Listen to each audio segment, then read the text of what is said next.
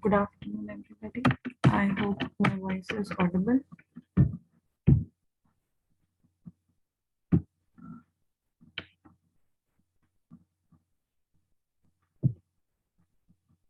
Let's wait for a few more students to join and then I'll start with my class.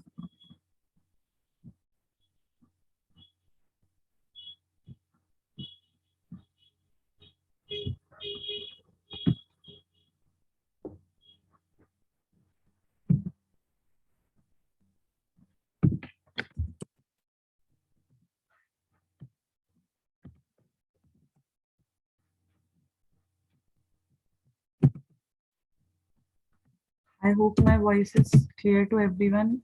Can one of you please confirm it in the chat box that I'm audible to everybody? Kindly please confirm.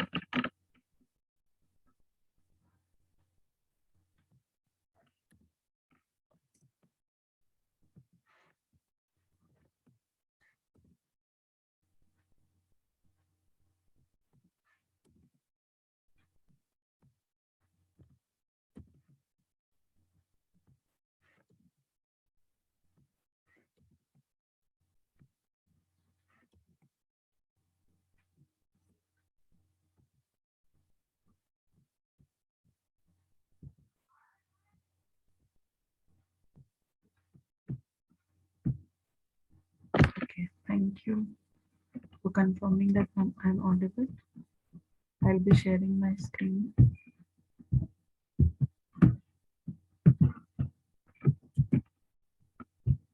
Just hold on. Just hold on.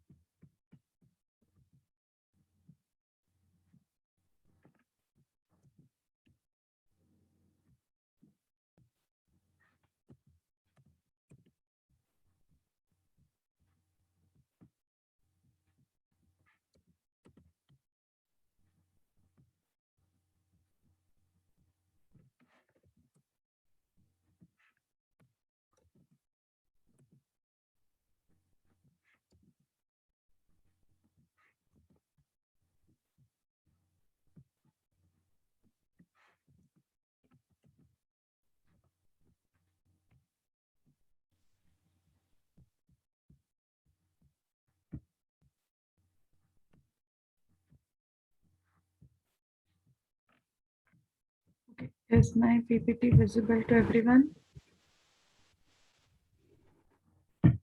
Is my PPT visible?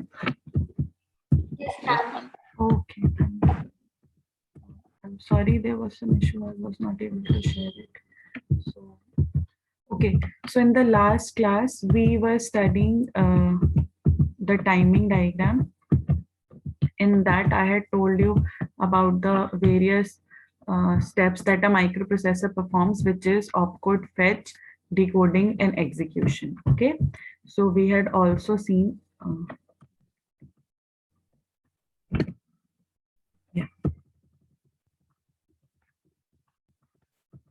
So let's revise a bit because a lot of gap has been there in between. So let's just revise in brief and then we'll be moving on. Okay. So yeah, there were a number of steps that a microprocessor performs, which was the first step was opcode fetch. And as I told you all, that the first step is when the what task is to be performed by the microprocessor, that task in the form of opcode, operation code, is fetched from the memory so that the microprocessor understands that what is the instruction, what exactly is the task that it is supposed to do, right? And how does it know about the instruction that is to be executed?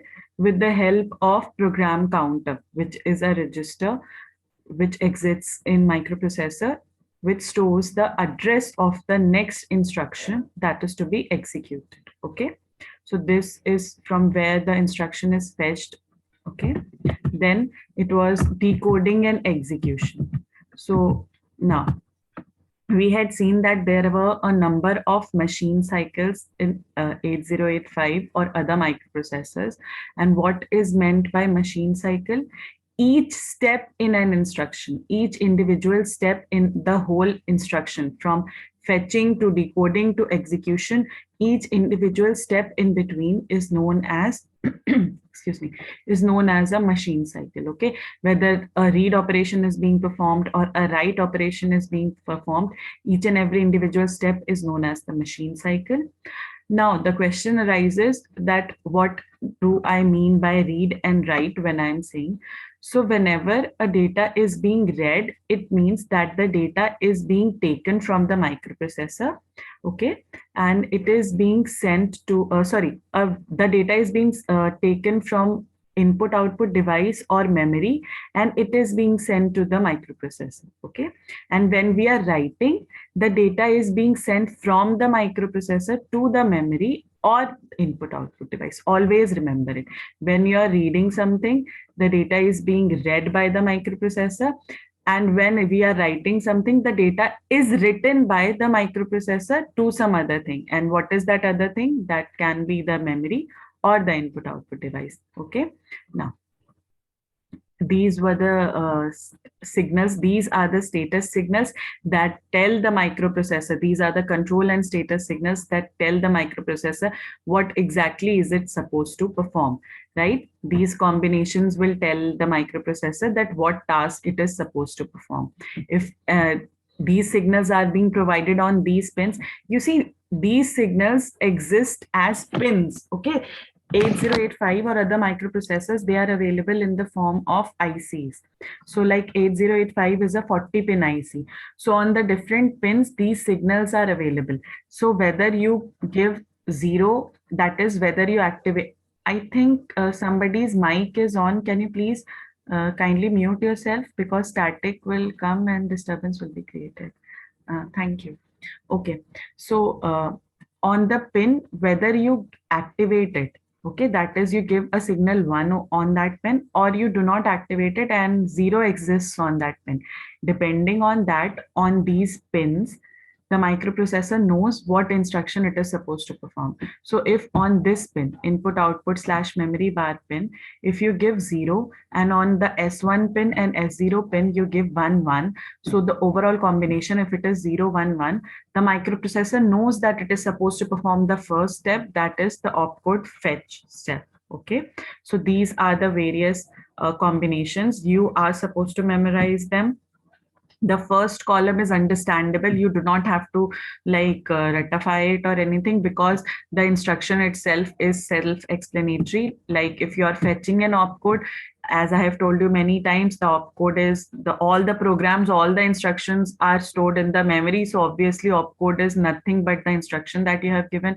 So it will be stored in memory. Memory read and memory write. The name is suggesting that this operation will be performed with the memory. So this is 0.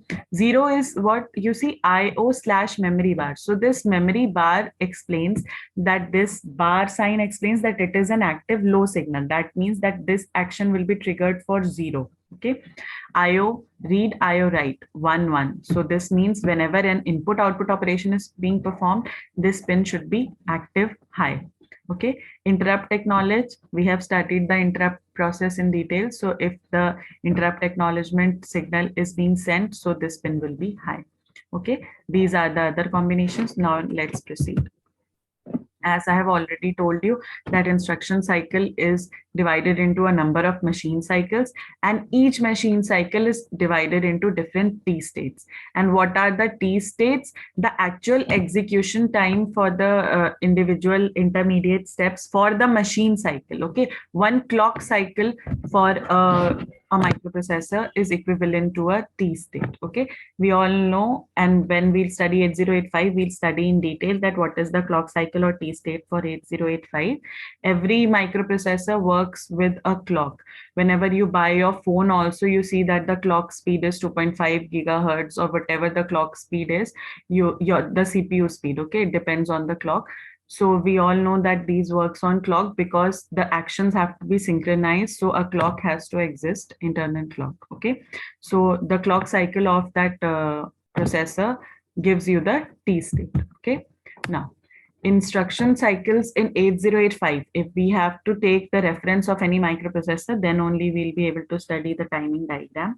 So in 8085, an instruction cycle may consist of 1 to 6 machine cycles. Okay, it depends on the task that we want to perform.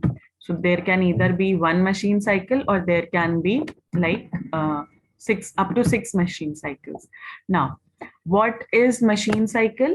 It is the time that is required to perform an operation. Okay, that operation can be a memory operation, an input-output operation, or like we have already studied, interrupt acknowledgement. Okay, any external request like DMA or anything.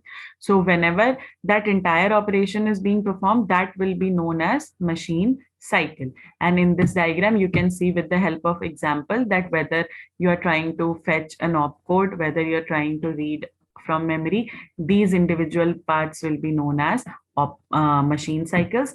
Okay, now, okay, let's move on to the next slide.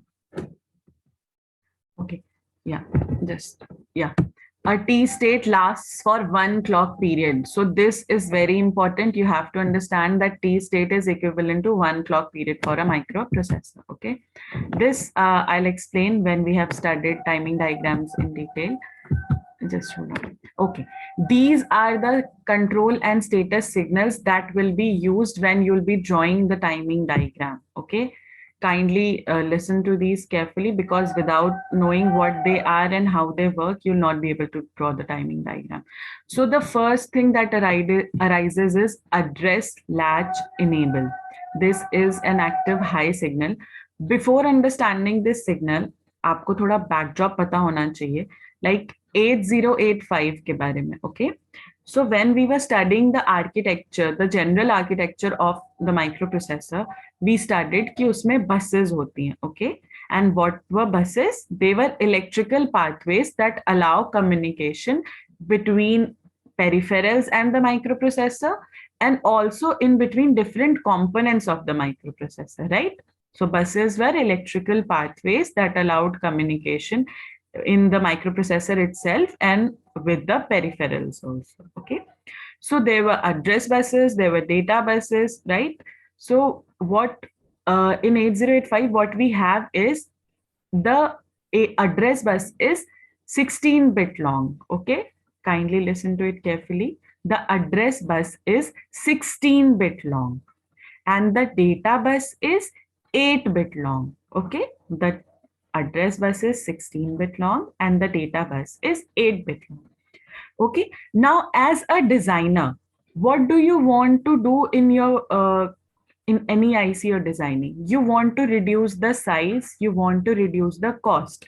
So if I am saying 8085 में 40 pins होती हैं और अगर मैंने as a designer उसमें 50 pins बनाई होती तो उसका size बढ़ता, number of pins के लिए मुझे उसमें equipment extra लगाने पड़ते, उसकी cost बढ़ती. So as a designer, what I aim for is कि मैं कोई भी इक्विपमेंट जब डिजाइन कर रही हूँ तो उसमें हार्डवेयर रिक्वायरमेंट कम से कम हो, मैं उसका कॉस्ट रिड्यूस कर सकूं, उसका साइज रिड्यूस कर सकूं. तो हम ये चाहते हैं कि हम पिन्स को एफिशिएंटली यूटिलाइज करें. तो अगर एक सिंगल पिन मल्टीपल पर्पसेस के लिए यूज हो सकती है तो it is very good, right? जैसे आपने देखा IO/मेमोरी बार, तो उसके लिए कोई अलग अलग पिन नहीं होती है, सेम पिन यूज हो रही होती है। अगर आपने उसको 1 दिया तो वो इनपुट आउटपुट फंक्शन को डिनोट करेगी, अगर आपने उस पर 0 दिया तो वो मेमोरी की तरह वर्क करने लगेगा।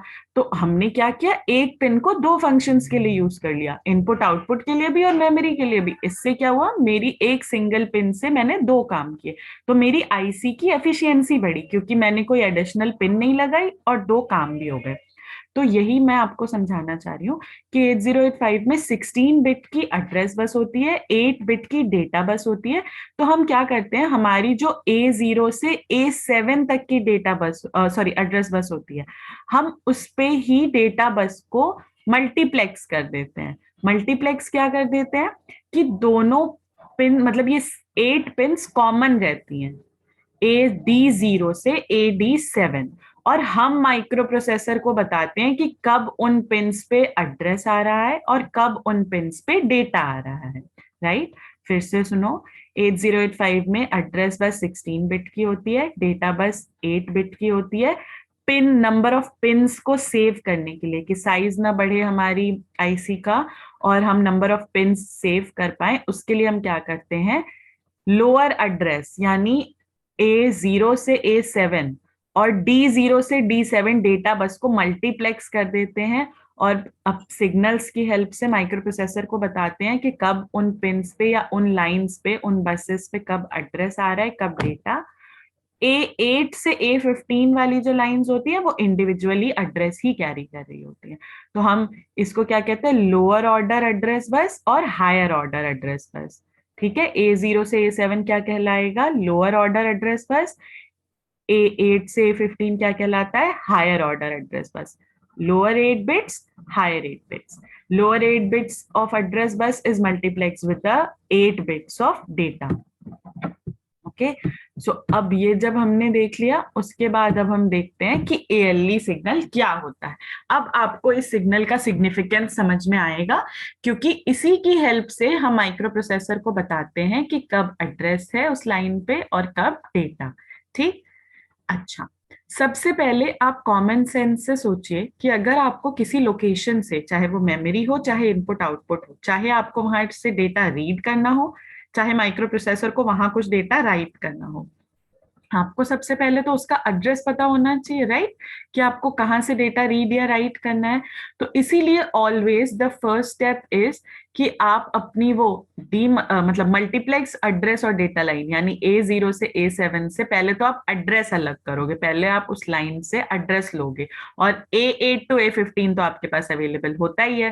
तो क्योंकि एड्रेस 8085 में टोटल 16 बिट का होता है, तो फर्स्ट स्टेप ये होता है कि आप पहले ये एक 16 बिट का एड्रेस लाओ, कि चाहे आपको वहां डेटा भेजना है या वहां से डेटा रीड करना है वो सेकेंडरी चीज है।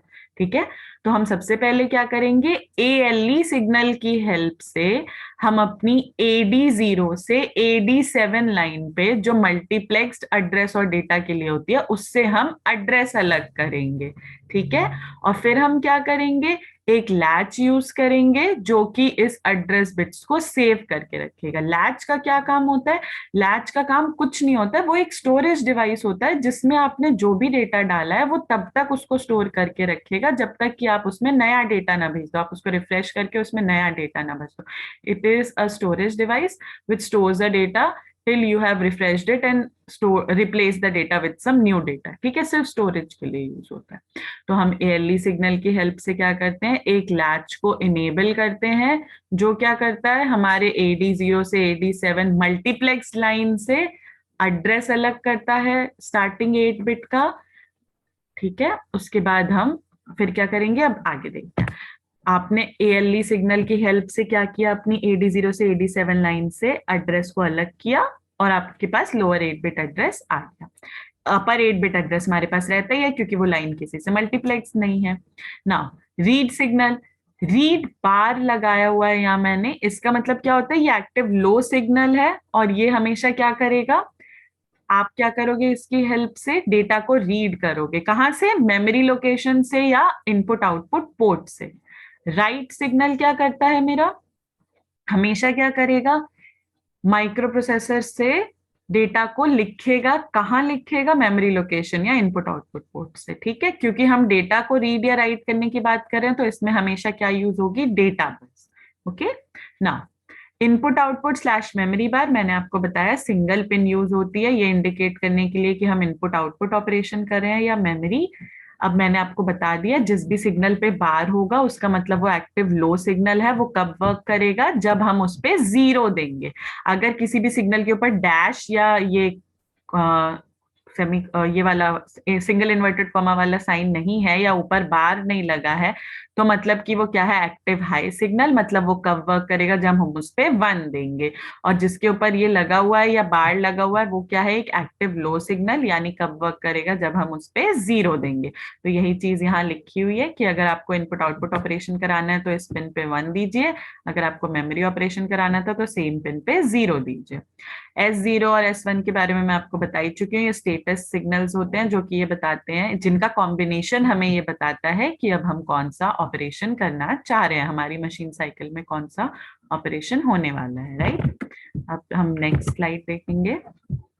ये देखो हमने क्या पढ़ा, हमारी इंडिविजुअल मशीन साइकिल्स में कितनी भी टी स्टेट्स हो सकती हैं, ठीक है। और एक इंस्ट्रक्शन साइकिल में मल्टीपल मशीन साइकिल्स हो सकती हैं। तो यहाँ 2 मशीन साइकिल्स का एग्जाम्पल लिया गया है और हमने ये माना है कि हमारी मशीन साइकिल में 4 टी स्टेट्स हैं, ठीक है। अब ये देखो, ये जो एक T1 बनी हुई है ये एक कंप्लीट क्लॉक साइकिल है, ठीक है।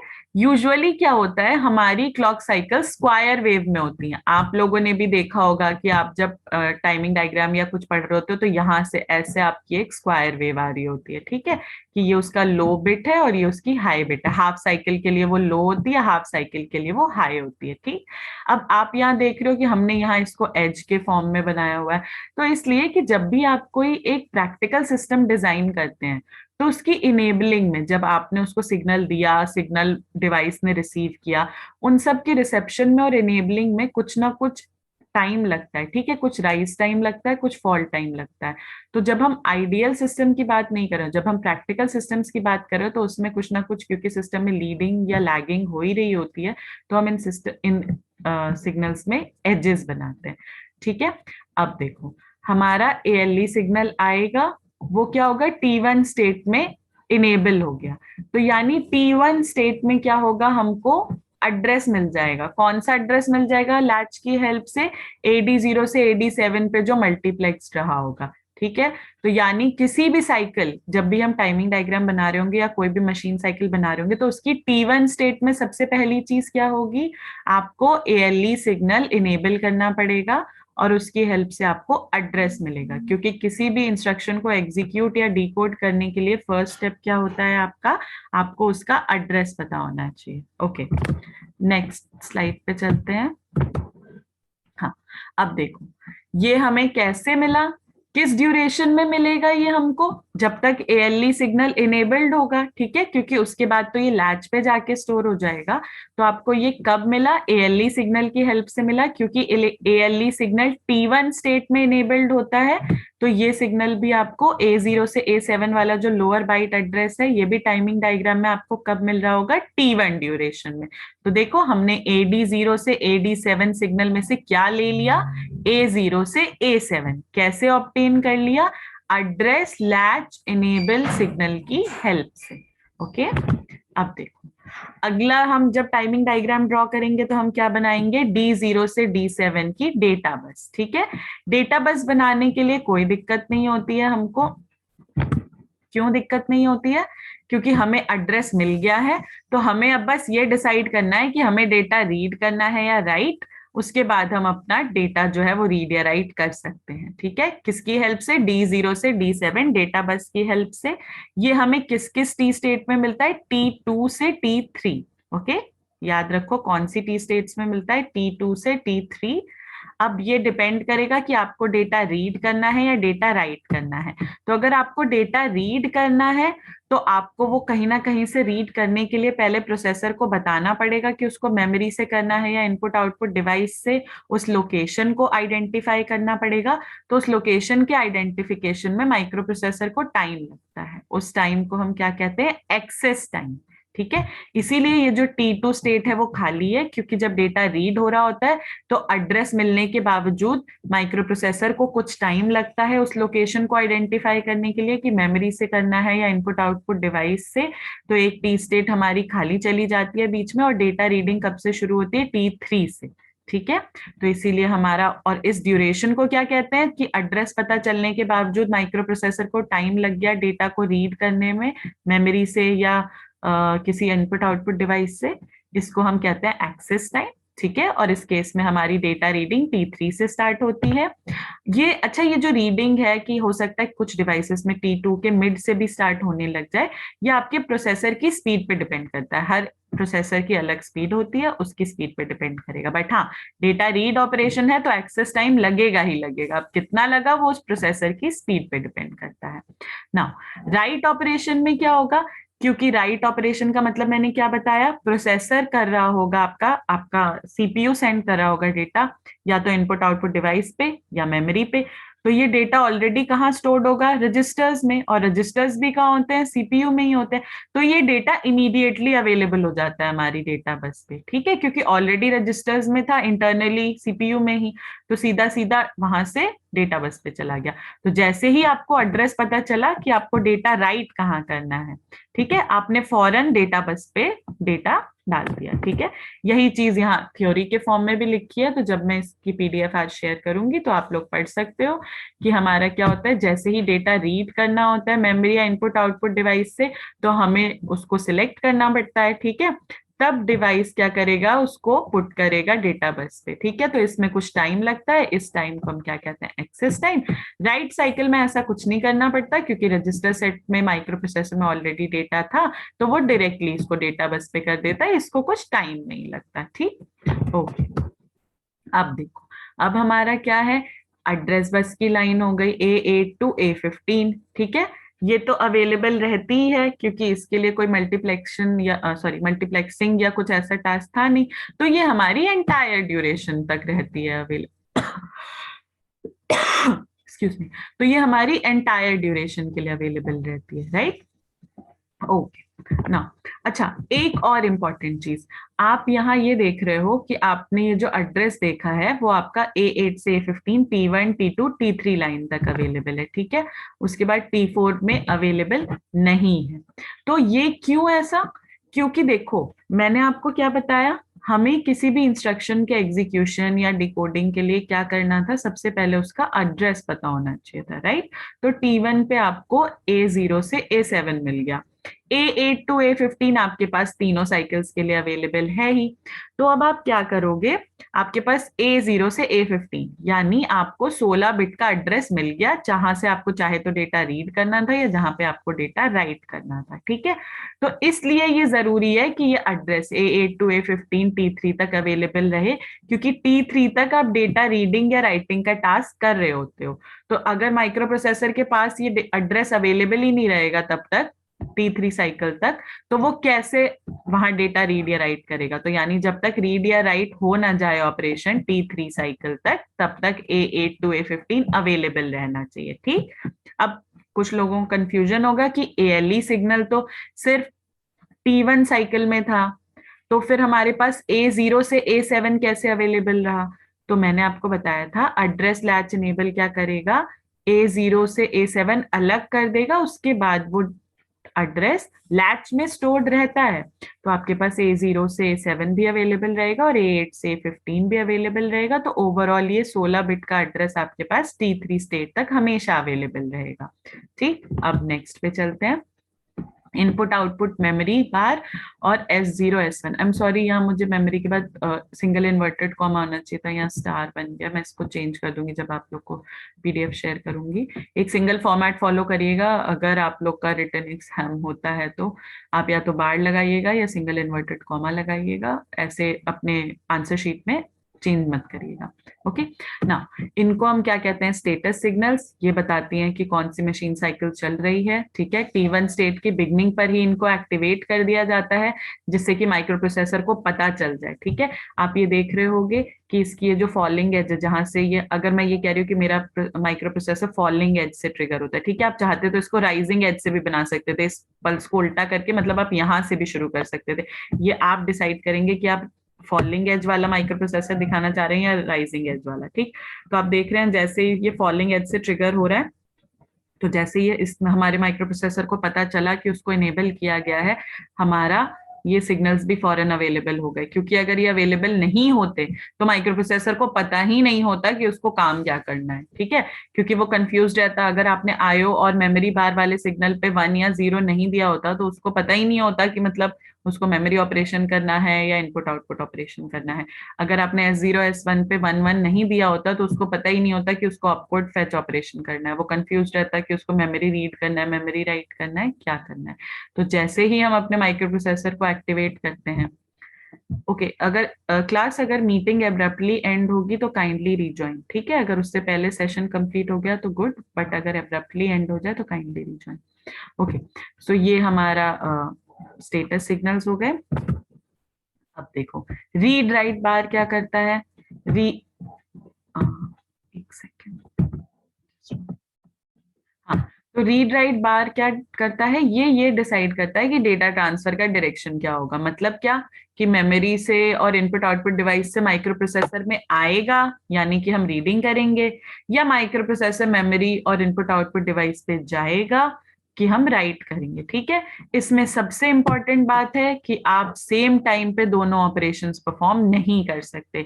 यानी आप साइमल्टेनियसली रीडिंग और राइटिंग नहीं कर सकते, या तो आप रीड ऑपरेशन करोगे या राइट ऑपरेशन करोगे। ठीक है, ओके, तो हमारे रीड और राइट ऑपरेशंस अभी हमने देखे कब हो रहे थे, T2 से T3 में। अभी मैंने आपको पीछे पढ़ाया था। तो हमारी रीड और राइट साइकिल भी कब एक्टिवेट होंगी, सिग्नल्स भी कब एक्टिवेट होंगे, T2 और T3 में। ठीक है, तो जब रीड हो रहा होगा तो वो T2 से T3 में। ये क्योंकि एक एक्टिव लो सिग्नल है तो देखो हमने इसको लो किया हुआ है ना। अगर हाई होता तो ऊपर रहता, पर क्योंकि एक्टिव लो है तो हमने इसको लो कर दिया।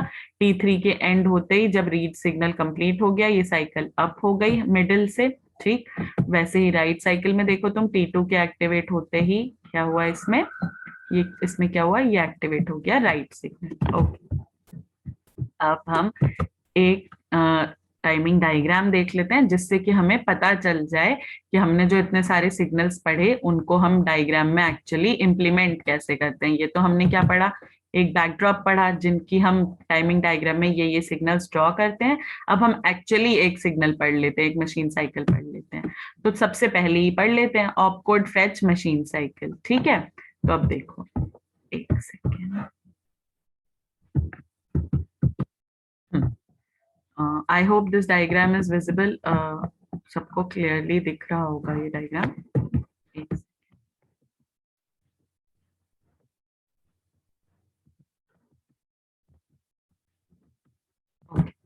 अब देखो यहाँ क्या है, हमारी ये फर्स्ट लाइन क्या बता रही है। अच्छा हाँ, सबसे इंपॉर्टेंट चीज आपको पता होना चाहिए, ऑपकोड फेच में 4 टी स्टेट्स होती हैं, ये आपको याद करना है। 4 टी स्टेट्स लगी आपको एक ऑपकोड फेच में। सबसे पहली लाइन हो गई आपकी क्लॉक की, जो कि ये बता रही है आपका कि एक फॉलिंग एज माइक्रो प्रोसेसर है, आप जो टाइमिंग डायग्राम बना रहे हो। तो जैसे ही इसकी फॉलिंग एज आई, आपके माइक्रो प्रोसेसर के सारे फंक्शंस स्टार्ट होने चाहिए। अब हमने कौन कौन से सिग्नल्स पढ़े थे, AD0 से AD7, A8 से A15। क्योंकि सबसे पहले आपको क्या पता होना चाहिए, एड्रेस पता होना चाहिए जहां से भी आपको ऑपकोड को लाना है। तो आप देखिए इसमें सबसे पहले क्या है आपका A8 to A15। ये मैंने आपको क्या बताया था, हमेशा अवेलेबल रहता है, क्योंकि इसकी अलग पिन्स है, इनमें कोई मल्टीप्लेक्सिंग नहीं होती। तो ये आपका T1 से T3 तक हमेशा अवेलेबल रहेगा। बात आती है AD0 से AD7 की। तो ये आपको कब मिलेगा, जब आपका ALE सिग्नल इनेबल होगा। तो जैसे ही आपकी ये फॉलोइंग एज रिसीव हुई, माइक्रो प्रोसेसर को पता चला कि उसको सिग्नल दिया गया है, ALE सिग्नल एक्टिवेट हो गया। तो देखिए आपका ये ALE सिग्नल जैसे ही एक्टिवेट हुआ, ये देखिए इसकी जैसे ही राइजिंग एज आई, क्योंकि ये एक एक्टिव हाई सिग्नल है, तो जैसे ही इसकी राइजिंग एज आई, AD0 से AD7 पे क्या हो गया, आपका लोअर ऑर्डर मेमोरी एड्रेस आपको मिल गया। ठीक है, लोअर ऑर्डर मेमोरी एड्रेस आपको मिल गया। अब जैसे ही आपको ये लोअर ऑर्डर एड्रेस मिल गया, अब क्या होगा, मेमोरी से आपके पास क्या आ जाएगा, ऑपकोड आ जाएगा, राइट। तो अब आपको इस ऑपकोड को क्या करना होगा, रीड ही तो करोगे ऑपकोड को, राइट थोड़ी ना करोगे, क्योंकि प्रोग्राम तो आप ऑलरेडी एज अ प्रोग्रामर लिख चुके हो, राइट। तो अब आपको उस प्रोग्राम को बस रीड करना है, आपको in the sense micro processor को उस प्रोग्राम को बस रीड करना है। तो वो क्या करेगा, रीडिंग ऑपरेशन परफॉर्म करेगा। तो जैसे ही एड्रेस मिल गया, हायर ऑर्डर एड्रेस था ही, A0 से A16 एड्रेस मिल गया, माइक्रो प्रोसेसर उस लोकेशन पे गया, वहां पे जो ऑपकोड है वो उसको रीड करेगा। अब इसमें क्योंकि रीड ऑपरेशन है, तो रीड ऑपरेशन T2 साइकिल से, एक्टिव लो सिग्नल है तो T2 साइकिल स्टार्ट होते ही ऑपकोड अवेलेबल हुआ, वो उसको रीड करने लगा। ठीक है, इस स्टेप में क्या होता है, हमारे इंस्ट्रक्शन रजिस्टर में, जहां पे इंस्ट्रक्शन रजिस्टर अवेलेबल, सॉरी, जहां आपका इंस्ट्रक्शन या ऑपकोड अवेलेबल है, वहां जैसे ही सिग्नल गया, माइक्रो प्रोसेसर ने उसे रीड किया, रीडिंग कंप्लीट हुई, रीड सिग्नल डीएक्टिवेट हो जाएगा। ठीक है, तो ये देखो T2 में जैसे ही ऑपकोड रीडिंग हो गई कंप्लीट, रीड सिग्नल डीएक्टिवेट हो गया। उसके बाद क्या होता है, वो ऑपकोड फेच हो जाएगा। ठीक है, कहाँ फेच हो जाएगा, डिकोडिंग के लिए फेच हो जाएगा। ठीक है, क्योंकि मेमोरी में से रीड किया जा रहा था, तो ये देखो इनपुट आउटपुट सिग्नल में क्या हो रहा है आपका, मेमोरी। अच्छा, ये जो दो लाइंस हैं, ये आपकी इनपुट आउटपुट और मेमोरी और स्टेटस सिग्नल शो कर रही है। ठीक है, तो क्योंकि आपका मेमोरी सिग्नल लो है, तो ये लाइन देखो 0 आ रही है, क्योंकि स्टेटस सिग्नल S0 S1 दोनों 1 है, तो ये उसको 1 शो कर रही है। ठीक है, ये लो वाली लाइन आपका इनपुट आउटपुट मेमोरी बार वाला 0 शो कर रहा है, और ये S0 S1 आपका 1 शो कर रहा है। ठीक है, तो ये हो गया आपका ऑपकोड फेच। इसमें आप देखो हमारा लिखा हुआ है, जो हमारी T1 स्टेट होती है वो क्या करती है, हमारी जो सबसे पहला स्टेप होता है, वो प्रोग्राम काउंटर के कंटेंट्स को एड्रेस बस पे डाल देती है। ठीक है, उससे क्या होता है, आपका जो लोअर ऑर्डर एड्रेस बस होता है AD0 से AD7, वो क्या होता है, डीमल्टीप्लेक्स हो जाता है, और कहाँ स्टोर हो जाता है, लैच में। A8 to A15 हमेशा अवेलेबल रहता है। ठीक है, उसके बाद क्या होता है, हमारा माइक्रो प्रोसेसर ALE सिग्नल को एक्टिवेट कर देता है, जो कि क्या करता है, हमारे लोअर ऑर्डर एड्रेस बस को लैच करा देता है, एक लैच में स्टोर करा देता है, इससे पहले कि वो डिसअपियर हो जाए। मतलब क्या, कि जब ALE सिग्नल डीएक्टिवेट करोगे तो आपकी AD0 से AD7 लाइन पे डेटा आ जाएगा ना, तो आपको कहीं ना कहीं A0 से A7 को स्टोर करके रखना पड़ेगा, जिससे कि T3 साइकिल तक आपके पास कंप्लीट एड्रेस रहे। तो इसीलिए ALE सिग्नल का काम क्या है, लोअर ऑर्डर बाइट को स्टोर कराना। ठीक है, उसके बाद हमारा 8085 क्या देता है, हमें स्टेटस सिग्नल्स देता है, जो कि माइक्रो प्रोसेसर को ये बताते हैं कि उसको क्या करना है। T2 स्टेट में क्या होता है, हमारा लोअर बाइट एड्रेस डिसअपियर हो जाता है AD0 से AD7 लाइंस तक। ठीक है, बट वो अवेलेबल रहता है लैच के थ्रू। ठीक है ना, हमारा 8085 T2 साइकिल में ये बताता है कि रीड करना है। कैसे पता चला था उसको, क्योंकि ये ऑपकोड फेच करना था उसको, उसको इस स्टेटस सिग्नल T1 सिग्नल की हेल्प से पता चल गया था कि उसको ऑपकोड फेच करना है। तो अब उसको पता था कि उसको रीड करना है। कहाँ से रीड करना है, 16 बिट का एड्रेस उसके पास ऑलरेडी अवेलेबल है। ठीक है, इसके बाद क्या होगा, हमारा मेमोरी क्या करती है, जो हमारी मेमोरी लोकेशन पे जो भी कंटेंट था, यानी जो भी ऑपकोड था, उसको डेटा बस पे दे देती है। ठीक है, अब देखो T3 स्टेट में क्या होता है, हमारा जो भी माइक्रो प्रोसेसर, यहाँ 8085 लिखा हुआ है, तो वो क्या करता है, जो ऑपकोड था, जो भी डेटा था, उसको डेटा बस में डाल देता है। ठीक है, डेटा बस से कहाँ डाल देगा, इंस्ट्रक्शन रजिस्टर पे। ठीक है, और जैसे ही वो इंस्ट्रक्शन रजिस्टर में जाएगा, अब क्या होगा, हमारा रीड सिग्नल डीएक्टिवेट हो जाता है। ठीक है, T4 में क्या होगा, हमारा ऑपकोड डिकोड होगा, ठीक है, जिस भी बेसिस पे उसको जो भी इंस्ट्रक्शन मिली होगी, ठीक है। और फिर डिसाइड होता है कि काम पूरा हो गया कि नहीं हुआ, क्योंकि अलग अलग इंस्ट्रक्शंस को अलग अलग टाइम लगता है, पहले ही बताया था अलग अलग टी स्टेट्स लगती हैं। तो अब T5 स्टेट की रिक्वायरमेंट है कि नहीं, या T4 पे ही काम पूरा हो गया, ये डिसाइड होता है T4 इंस्ट्रक्शन में, ठीक है।